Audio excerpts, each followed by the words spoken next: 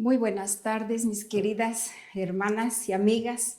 Espero que hayan pasado un año muy agradable, feliz, muy bendecido y que hayan pasado un tiempo familiar. Les deseo lo mejor en este año y me da mucho gusto estar nuevamente con ustedes en este año que inicia. Esperemos que este año traiga nuevos retos y nuevas expectativas de lo que Dios quiere para nuestras vidas.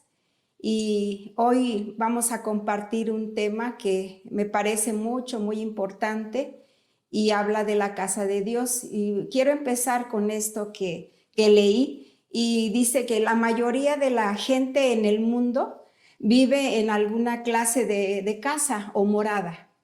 Estas casas tienen formas y tamaños diferentes, pisos y estructuras diferentes y están amuebladas también en muchas maneras también diferentes. Cada hogar es único y es especial.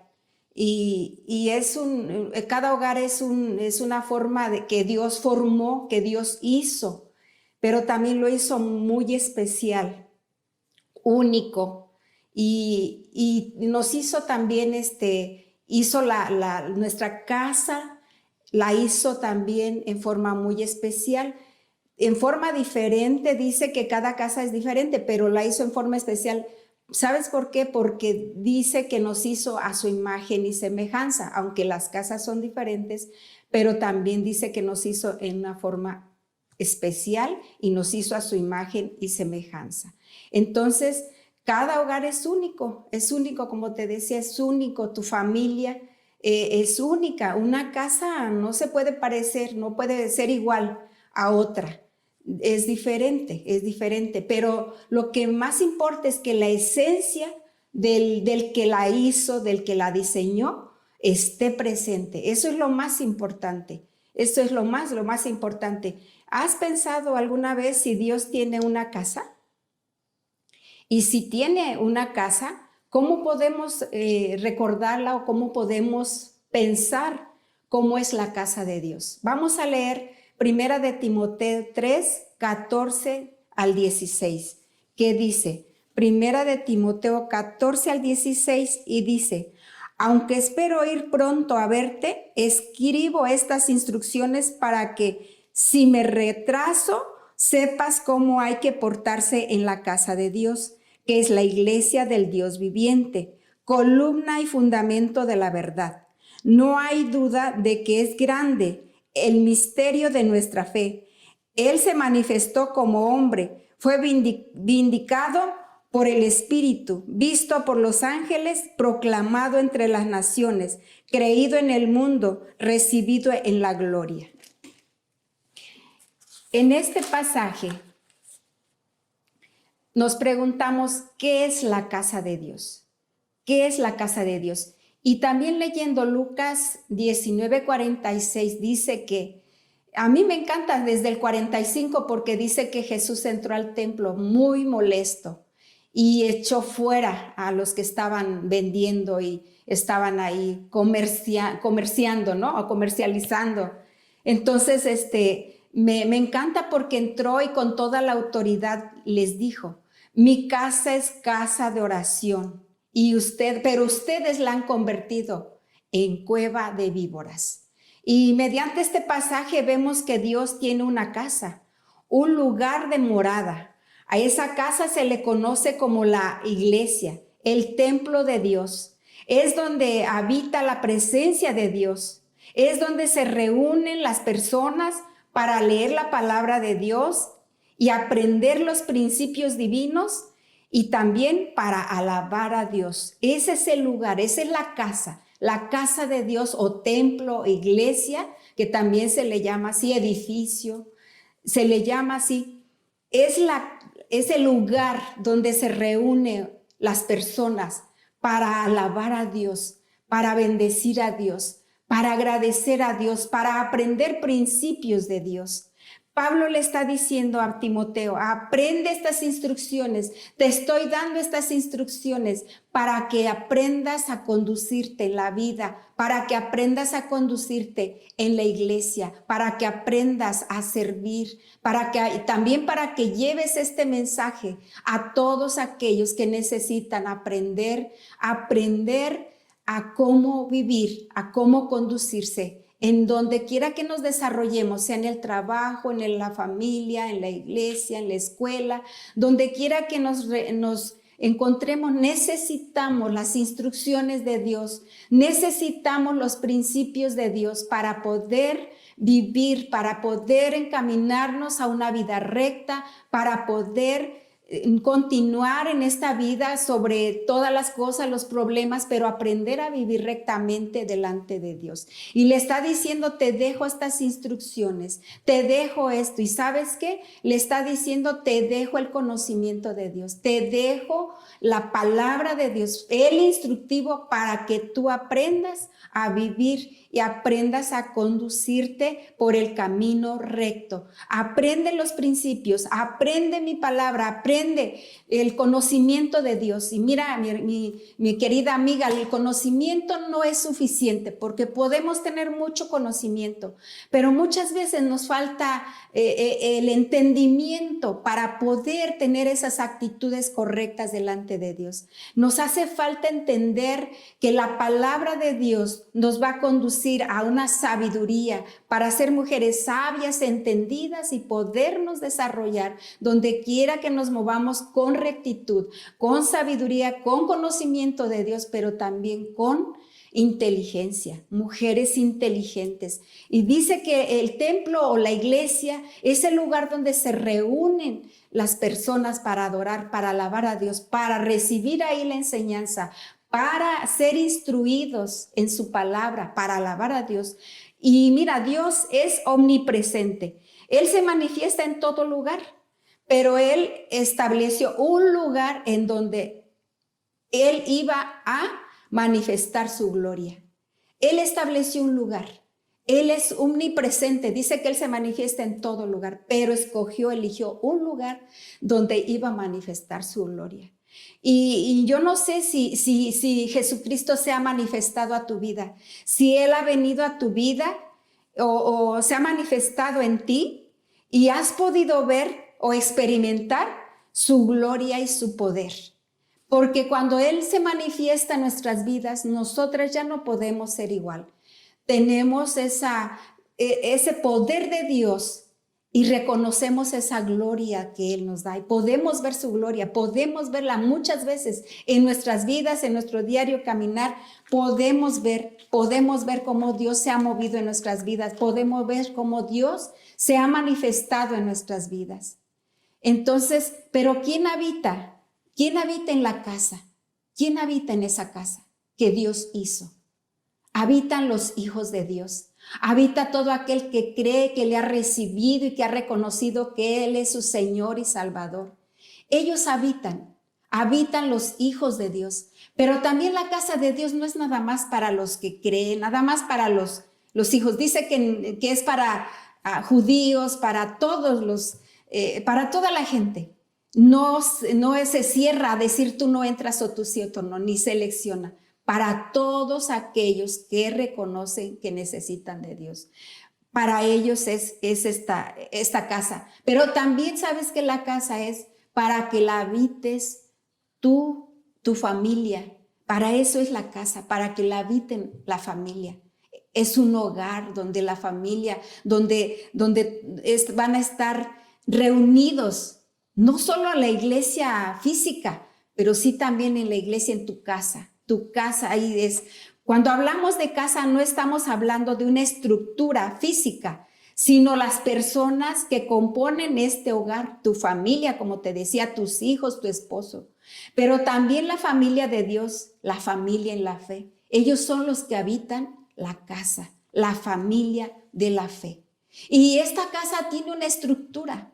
Tiene una estructura y debe de tener una estructura, debe de tener un orden, de la forma como Dios la diseñó y todo, pero la estructura viene de un orden, debe de haber orden. ¿Cómo está estructurado tu casa, tu hogar? El Señor hace una estructura de liderazgo.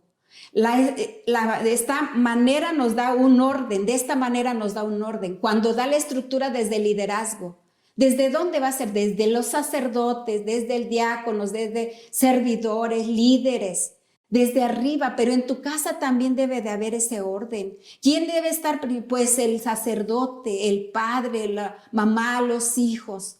Debe haber un orden. El Señor hace una estructura de liderazgo, de esta manera nos da un orden. La autoridad tiene que ver con el orden, tiene que ver con el orden. Cuando hay autoridad en la casa, cuando hay autoridad en la iglesia, hay orden. Para saber cómo conducirnos en el hogar, para saber cómo conducirnos en el hogar, en la manera que tenemos que conducirnos en el trabajo, en la iglesia, tenemos que toda persona que cree en Cristo forma parte del cuerpo de Cristo. Cada creyente somos piedras vivas del templo de Dios. Cuando Pablo habla de la casa de Dios, habla del lugar donde Dios habita. Ahí habla, cuando Pablo habla de la casa de Dios, no estamos hablando de la casa física, literal, de la casa que se ve. Estamos hablando de la casa de Dios, el lugar donde Dios habita. De eso está hablando Pablo. En Lucas 19:46, lo que te decía, dice que escrito está, les dijo, mi casa será casa de oración, pero ustedes la han convertido en cueva de ladrones. Primera de Corintios 3:16-17 dice, ¿no saben que ustedes son templo de Dios y que el Espíritu de Dios habita en ustedes? Si alguno destruye el templo de Dios, él mismo será destruido por Dios, porque el templo de Dios es sagrado y ustedes son ese templo.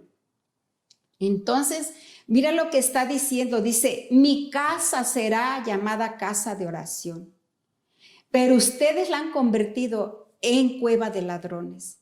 Dice, ¿no saben que ustedes son templo de Dios y que el Espíritu de Dios habita en ustedes?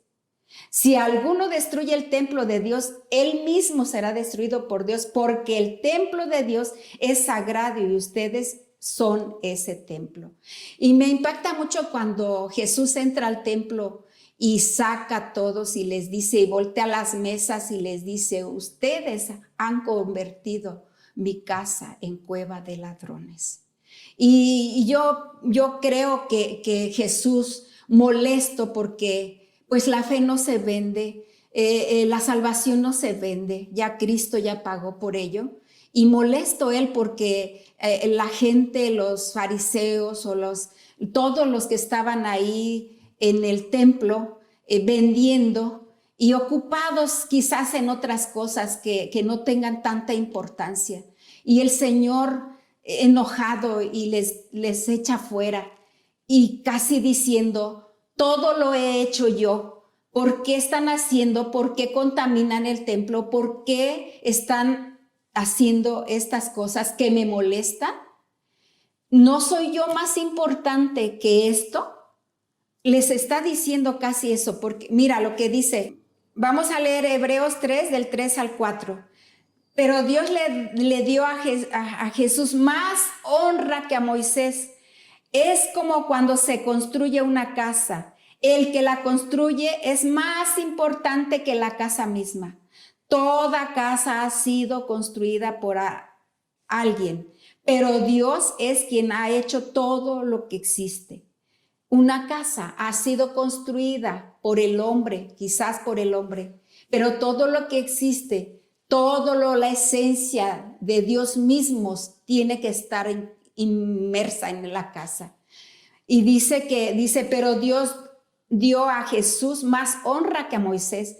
Es como cuando se construye, dice, una casa, el que la construye es más importante y él debe ser el más importante.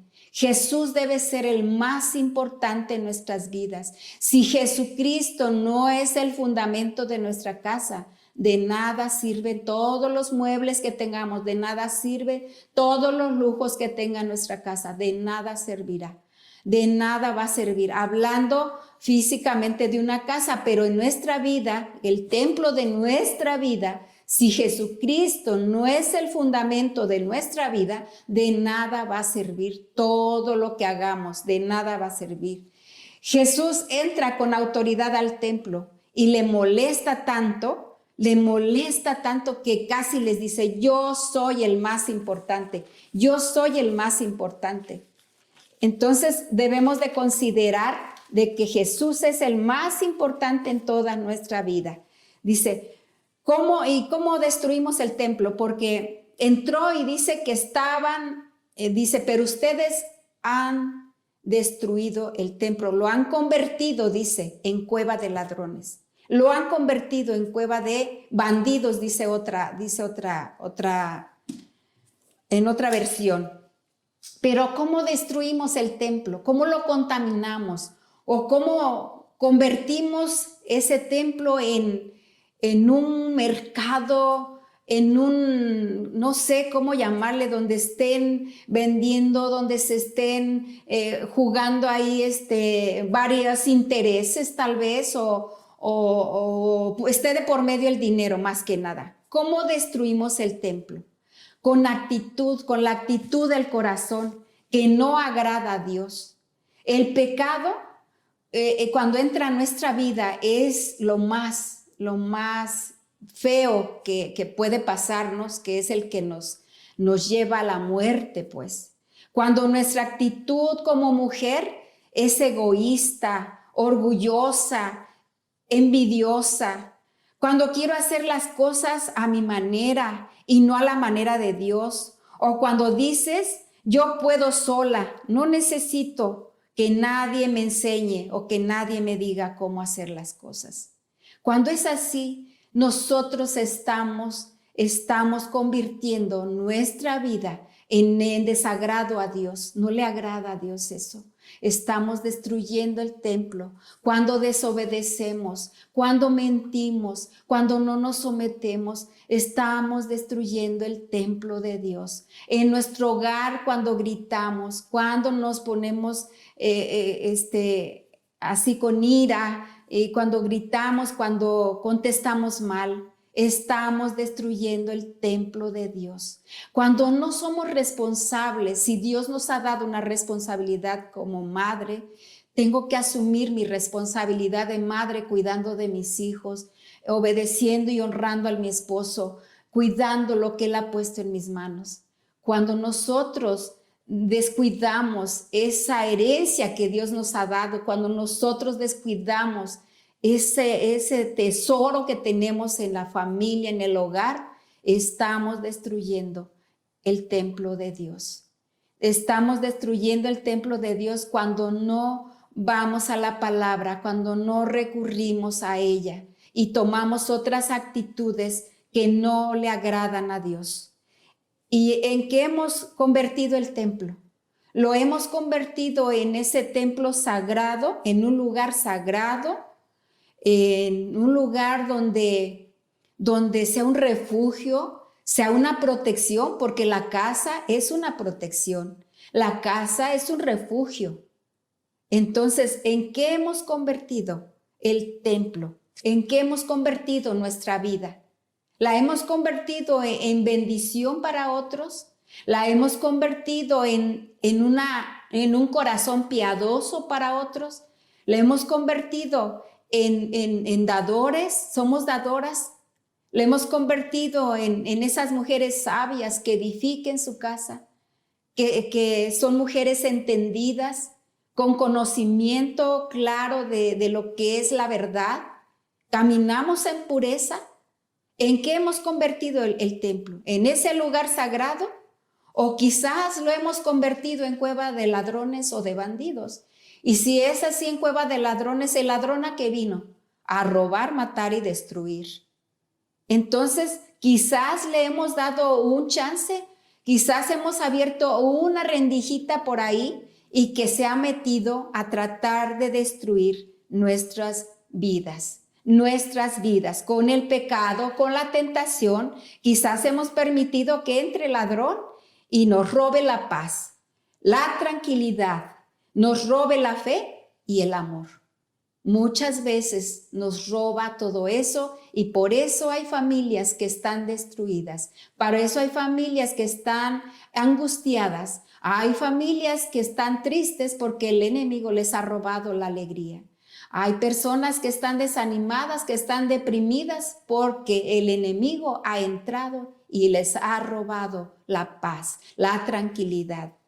Entonces, ¿has considerado al dueño de esa casa? ¿Lo has considerado? Vamos a ver, dice que el dueño de la casa, dice en primera de Timoteo que es el Dios viviente. Él es el dueño de la casa. Él es el dueño de la casa, de tu vida, pues. Él es el dueño. Tú no puedes hacer lo que quieras con tu vida porque Dios es el dueño de tu vida, pero también es el dueño de la iglesia física. Él es el dueño, la obra es de Él. La iglesia no es de los pastores, no es de los líderes, es de Dios. Él es el dueño de la casa. Y el dueño de la casa siempre va a estar pendiente, siempre va a estar alerta a lo que pase ahí, siempre va a estar ahí. Va a cuidar, el dueño de la casa va a cuidar. Por eso, Él cuida tu vida, cuida tu familia, cuida de todos nosotros. Él es el dueño de la casa. Pero yo te pregunto, ¿lo has considerado? ¿Lo has considerado a Él? ¿Consideras a ese dueño? ¿Le preguntas al dueño de la casa, ¿puedo hacer esto? ¿Puedo hacer aquello? ¿Por dónde le doy? ¿Cómo le hago? ¿Qué debo hacer en esta situación? ¿Consideras al dueño de la casa? Mira, si llega una visita y te dice, qué bonita está tu casa, me gustaría que este cuadro no fuera ahí, que fuera para acá, que fuera allá. Ellos no tienen autoridad para ir y decir, voy a cambiar esto, lo voy a modificar, porque no son los dueños, no son los dueños. Entonces, como Dios es el dueño en tu vida, Él tiene el poder, la autoridad para transformarnos y para decirnos esto no está bien y lo voy a mover para acá o para allá. Él tiene la autoridad sobre mi vida y por eso tenemos que considerar a Dios en todo, en todo. Y mira, dice que ¿por qué es el dueño Él? ¿Por qué es el dueño de la casa? ¿Por qué es el dueño de tu vida? ¿Por qué será el dueño de tu vida? Porque, ¿sabes por qué? Porque Él, el Dios viviente, dice, nos compró y nos compró con su sangre preciosa, con la sangre de Jesucristo. La sangre de Cristo es la que nos compró a un alto precio y por eso es el dueño y Él puede hacer lo que Él quiera, ¿sí? Cristo es el edificador y propietario de tu vida y de mi vida. Y pagó un alto precio, nada más y nada menos que su muerte. Pero también en su resurrección nos trajo vida eterna. Entonces, Él es el dueño, Él puede hacer con nuestra vida lo que Él quiera y acomodarnos y decirnos para acá, para allá, aunque no nos guste. Tenemos que considerar la palabra de Dios, tenemos que considerar el consejo de Dios. Primera de Pedro 1, 18, 19 dice, como bien saben, ustedes fueron rescatados de la vida absurda que heredaron de sus antepasados. El precio de su rescate no se pagó con cosas perecederas, como el oro y la plata, sino con la preciosa sangre de un cordero sin mancha y sin arruga. Nada más con eso se pagó nuestra vida, nuestra mala manera de vivir, nuestra forma de vida que heredamos, dice, de nuestros antepasados. Dice que nosotros fuimos rescatados de la vida absurda que llevábamos, ¿sí? A un precio muy, muy alto.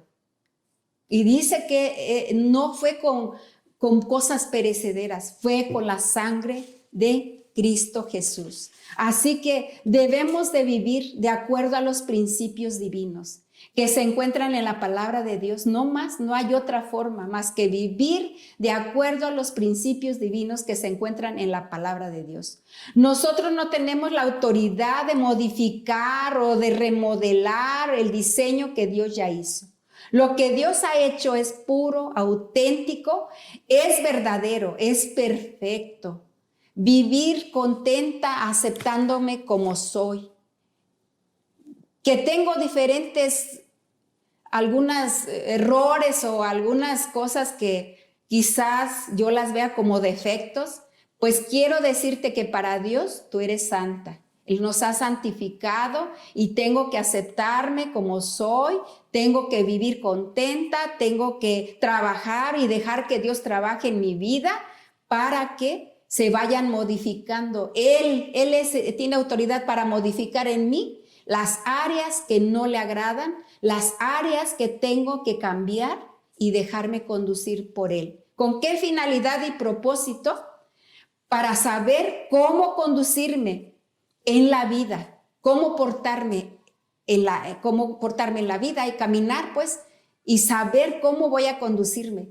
Esto es bien importante porque cuando nosotros nos dejamos guiar por Dios, escuchamos su consejo, escuchamos su palabra, vamos a los principios de Dios y los tomamos para nuestra vida. Créeme que no solo para servirte en tu casa, en tu trabajo, a tu familia, tienes sabiduría para hacerlo, sino que en la iglesia tienes sabiduría, tienes los conocimientos para servir con calidad, para servir con rectitud sobre todo, para servir con amor a la iglesia, a la obra de Dios. Para eso es, pero ¿sabes qué? Es necesario considerar que Jesucristo es la columna y baluarte, o en otra versión, que Jesucristo es la columna y el fundamento de nuestras vidas. Jesucristo es fundamento de la verdad. No tenemos que distorsionar la verdad con las mentiras, con otras cosas, no. Jesucristo, dice, es el fundamento de la verdad. Dice que es la columna, y una columna. Yo creo una casa tiene, le llaman columnas, ¿no? Una columna o no sé, son fuertes, son las que sostienen. Y si Jesucristo es el fundamento de la verdad, esa columna tiene que estar fuerte, te tiene que sostener en los momentos más difíciles, en los momentos de prueba. Jesucristo es la columna que te tiene que sostener en momentos difíciles, solamente Él. Y además dice que la columna te defiende. Y Él nos ha defendido hasta el día de hoy, nos ha defendido de la muerte con esta pandemia y con todas estas cosas que vivimos. Él nos ha defendido. Él nos defiende cuando tenemos frío, Él nos defiende cuando tenemos escasez, Él nos defiende cuando tenemos hambre, Él nos defiende. Él está con nosotros y lo ha prometido. Él nos defiende.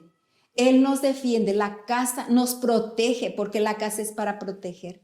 Entonces Él nos defiende de todas las inclemencias, de las circunstancias, de todo lo que estemos viviendo.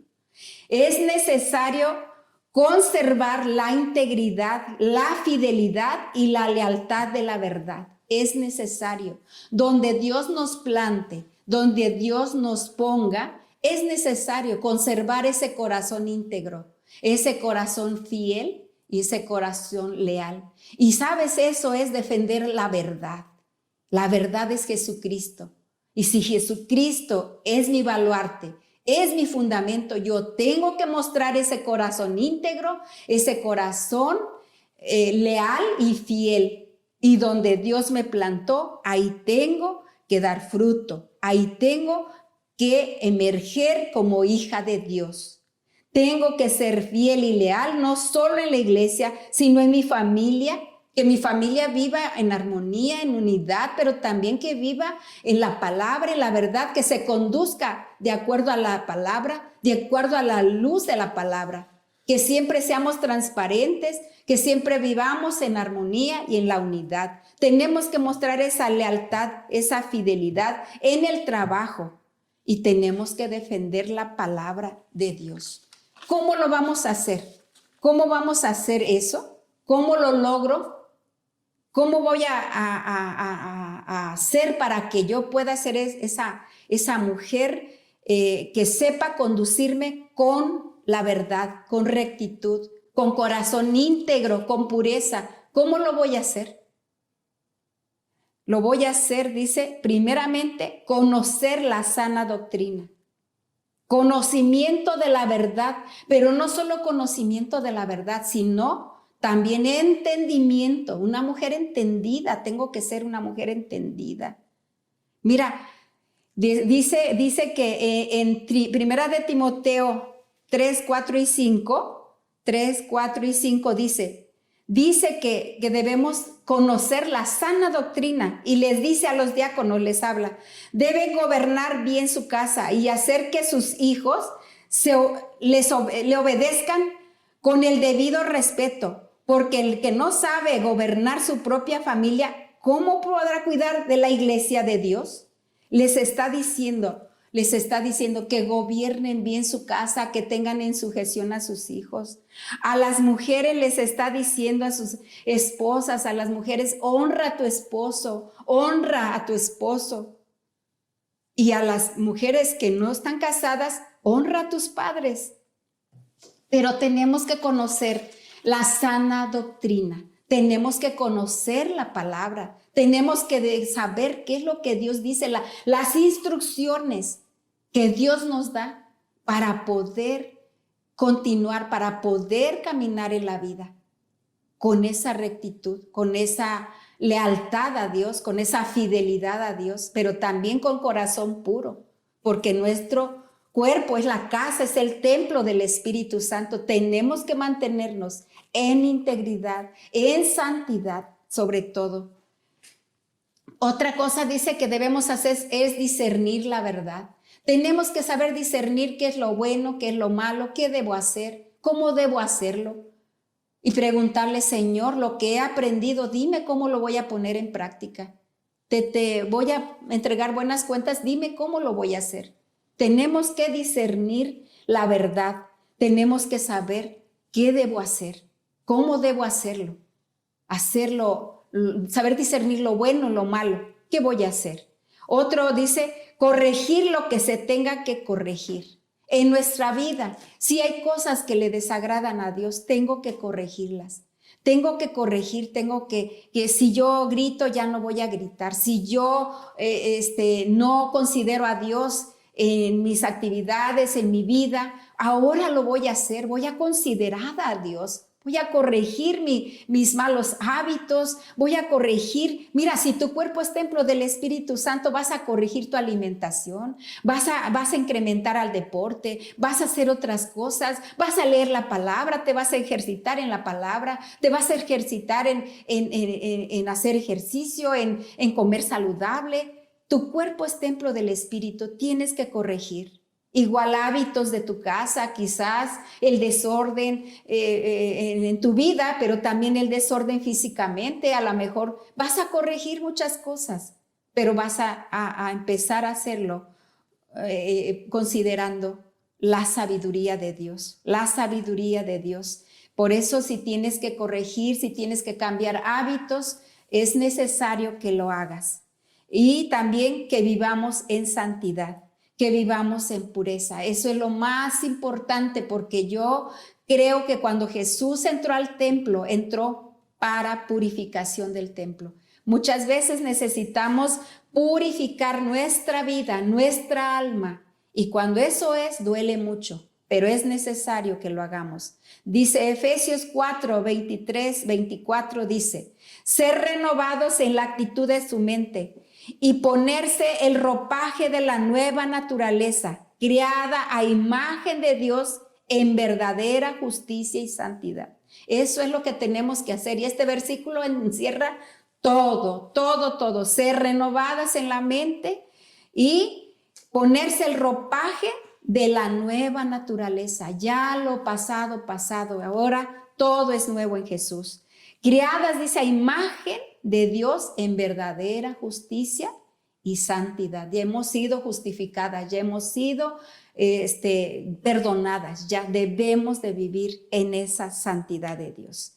Y bueno, mis queridas, les dejo esta palabra, espero que la reflexionen, que la mediten y te invito a que consideres a Dios en todo lo que hagas. Considera sus instrucciones para que sepas conducirte en la vida con rectitud, con pureza, con amor.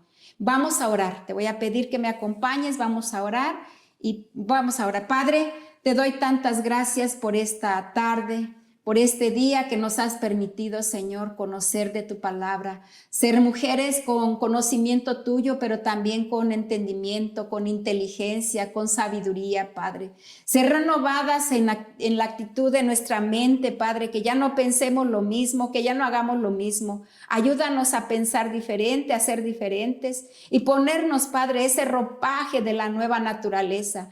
Ya nos has quitado, Señor, las ropas antiguas, las ropas viejas, Padre, que quizás eran las que nos traían, Señor, contaminadas, pero ahora, Señor, nos ponemos la ropa de la nueva naturaleza, la ropa de Jesucristo, la humildad, la fe, la esperanza, el amor en nosotros, Señor, que los dones del Espíritu Santo, Señor, puedan reflejarse en nuestra vida, porque nos has hecho a imagen y semejanza de Dios, en verdadera justicia y santidad. Ayúdanos, Señor, a conducirnos en la verdad con pureza. En el nombre de Jesús, amén.